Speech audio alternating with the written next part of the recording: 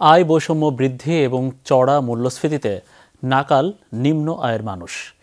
এদেরকে সুরক্ষা দিতে ন্যূনতম মৌলিক আয় নিশ্চিত করতে হবে সরকারকে। এই কর্মসূচি বাস্তবায়নে বছরে ৭৫,০০০ কোটি টাকার সহায়তা দিতে হবে সরকারকে। সার্বজনীন মৌলিক আয় শীর্ষক ডায়ালগে এসব কথা বলেন আলোচকরা।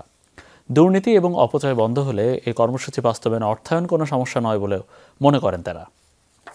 শ্রীলঙ্কা আবারও রপ্তানিতে শীর্ষে।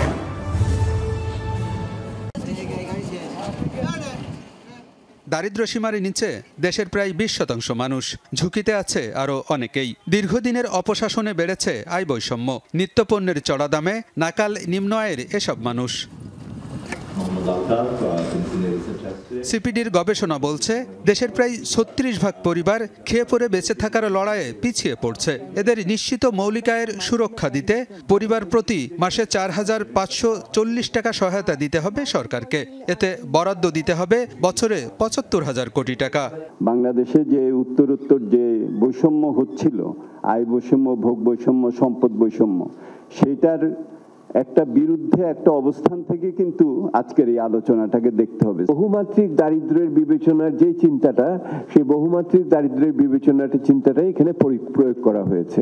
সেহেতু আপনি মাথাপিছু দরিদ্র এইটা কিন্তু মনে করেন না, শুধু এইটা মাথাপিছু আয়ের ভিত্তিতে এটা হয়নি। সামাজিক নিরাপত্তা কর্মসূচিতে সরকার দলীয় সমর্থকরা বেশি সুবিধা নিয়ে থাকে, তাই এসব কর্মসূচিকে সার্বজনীন ন্যূনতম মৌলিক আয়ের মধ্যে অন্তর্ভুক্ত করার পরামর্শ আলোচকদের। By the political environment in which these programs are carried out, সামাজিক নিরাপত্তা কর্মসূচি থেকে সরকার সবসময়ই সুবিধা নিয়ে থাকে। এ ধরনের কর্মসূচিতে রাজনৈতিক পৃষ্ঠপোষকতা বন্ধ করতে হবে।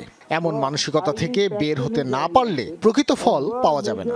political resource for a government in power. বর্তমান যে অস্থিতিশীল যে একটা পরিবেশের মধ্যে আমরা যাচ্ছি, আমাদের একটা বিশাল সমস্যা হচ্ছে যে people are falling into the poverty. থামাতে হয় এই প্রসেসটাকে। যদি আমাকে এখানে অ্যারেস্ট করতে হয়, তাহলে আমাদেরকে we have to broaden our net to include those who are above the poverty line but in serious danger of falling below. এই vulnerable populationটাকে আমাদের আইডেন্টিফাই করা প্রয়োজন। অপচয় এবং দুর্নীতি বন্ধ করা গেলে সার্বজনীন ন্যূনতম আয় কর্মসূচি বাস্তবায়ন সম্ভব বলেও মনে করেন বক্তারা। ইকোনমিক ডেভেলপমেন্টে আমরা যে জায়গায় এসেছি, আমাদের পক্ষে এই সমস্ত প্রোগ্রাম ইমপ্লিমেন্ট করা difficulty. For want of resource I don't believe so. যে সমস্ত ওয়েস্ট হয়েছে রিসোর্সের থ্রু কারাপশন, আমরা যদি এগুলো বন্ধ করতে পারি, রিসোর্সের কোনো সমস্যা তো নেই।